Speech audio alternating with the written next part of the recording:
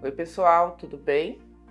Hoje eu quero propor um diálogo a respeito de um tema que é muito importante, pouco conhecido ainda, mas bastante significativo para a educação infantil, que é a contribuição da sociologia da infância para a educação da criança pequena. Como eu falei, são poucos os debates ainda a respeito, pouco se fala desse tema no processo de formação dos professores, e hoje eu queria um pouco discutir com vocês a respeito dessas contribuições.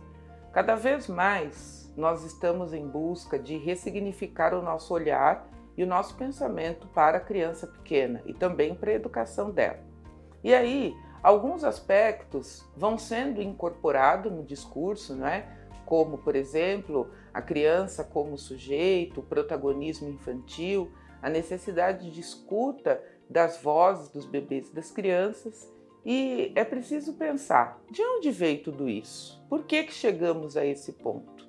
E uma boa oportunidade, então, para entender um pouco mais, é olhar mais atentamente para as contribuições da sociologia da infância. Esse campo da sociologia olha para as crianças propondo uma visão mais ampla da questão relacionada a esse universo.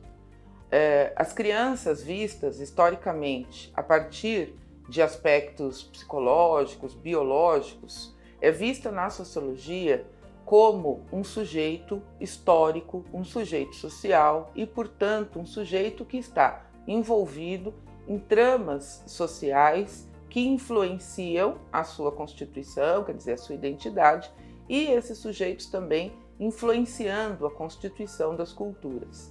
Desta maneira, então, é que é preciso pensar as crianças em sua multiplicidade e também considerar a infância como o primeiro tempo da vida humana, não é? Então, em qualquer sociedade, nós vamos ter a infância, mas pensando nesses sujeitos que habitam esse primeiro tempo da vida, que são as crianças, considerar também que variáveis sociais influenciam as diferentes formas de viver esse primeiro tempo da vida.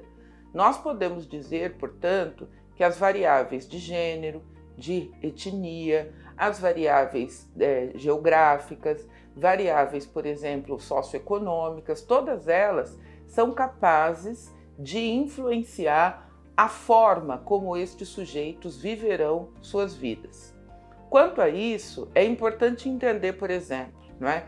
Algumas questões que as meninas vão viver que são de outro campo daquilo que os meninos vão viver. Uma menina, por exemplo, desde muito pequena, ela vai ser envolvida em questões, por exemplo, de brincar com bonecas, de receber de presente casinha, coisas do ambiente doméstico, quase como uma forma de, desde muito cedo, apontar qual é o seu lugar na sociedade.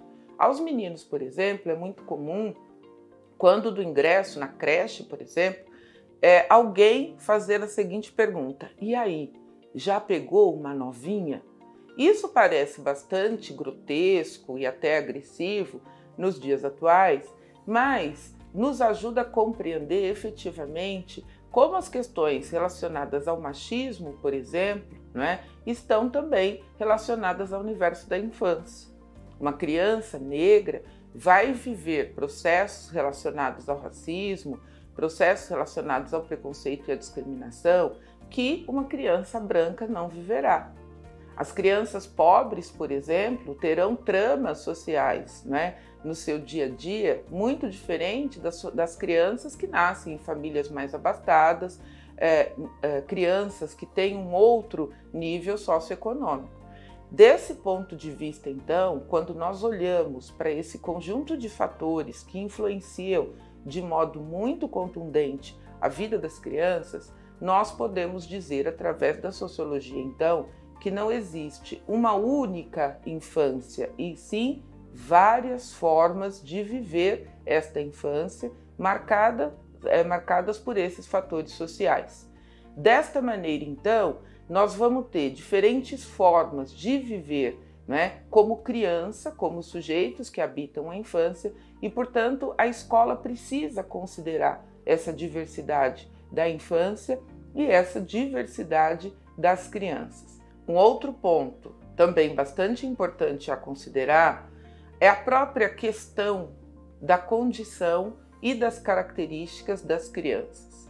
Nós olhamos para as crianças sempre como sujeitos frágeis, incapazes, que precisam de controle e da dominação do adulto o tempo inteiro, não é? Já que nós vamos pensar sobre os pequenos como aqueles que falta alguma coisa. Nós olhamos para as crianças sempre com sentimento de ausência, justamente por suas características, por exemplo, que apontam a necessidade da ajuda do adulto, o que se caracteriza como dependência. Uma criança pequena não pode ainda trabalhar, um bebê não pode se locomover, por exemplo, ainda não consegue cuidar da sua higiene sozinho. E aí, equivocadamente, ao longo da história da humanidade, nós fomos olhando para estas características que são típicas da infância e entendendo-as como incapacidades. Estas incapacidades vistas por nós é o que gera um sentimento de naturalização do autoritarismo e da dominação, onde o adulto se coloca não no lugar de apoiador, de assessor, daquele que orienta, que ajuda, mas daquele que determina, já que as crianças nada podem. Observar, portanto, estas características, não é, que são singulares à infância, como características e singularidades, nos ajuda a entender qual é o lugar do adulto nesta relação. E, portanto, observando desta maneira como singularidades, é possível construir uma relação onde nós vamos nos aproximar das crianças para buscar compreender os seus pontos de vista, buscar compreender a sua cultura, o seu pensamento, as suas hipóteses, não é? E a sua própria relação com o mundo. Desta maneira, então, a sociologia vai apontar as crianças como produtoras de culturas. E uma cultura diferente daquela que nós adultos estamos acostumados ou que produzimos. E, portanto, esta cultura singular dos sujeitos da infância, a sociologia denomina então como culturas infantis. Essas culturas infantis são aquelas todas que nós vivenciamos todos os dias na escola quando estamos em meio às crianças. As brincadeiras, os seus repertórios, o seu modo de vida, tudo isso pulsa na escola de educação infantil. Nós podemos dizer então que a escola é um grande lugar de vida das culturas de pares ou das culturas infantis. Culturas essas que, para a sociologia, são produzidas entre as crianças e quando elas estão longe dos adultos, quer dizer, sofrendo menor influência, menor incidência do adulto que normatiza os seus hábitos, os seus comportamentos e até o seu pensamento. Juntando tudo isso, então, é possível entender que a sociologia nos ajuda a compreender o universo das crianças e da infância e, portanto, né, também nos apoia na ampliação do nosso olhar, construindo uma prática pedagógica onde, como eu digo por aqui, tenha menos adultos e mais crianças. E esse menos adulto não significa negligência, abandono pedagógico, nada disso. É apenas um exercício de silenciamento das culturas dos adultos que incidem autoritariamente sobre as crianças, buscando abrir um espaço para que efetivamente as crianças possam produzir as suas culturas, as crianças possam realmente serem ouvidas e consideradas. Esta perspectiva de ouvir e considerar as crianças tem sido discutida a respeito do movimento observação e escuta. E para que observar e escutar as crianças? Eu tenho dito aqui que esse processo observador e escutador deve ter como principal função nos levar à compreensão deste universo tão misterioso, tão distante de nós, não é? Mas tão rico de possibilidades, tão rico de ponto de vista e de perspectivas.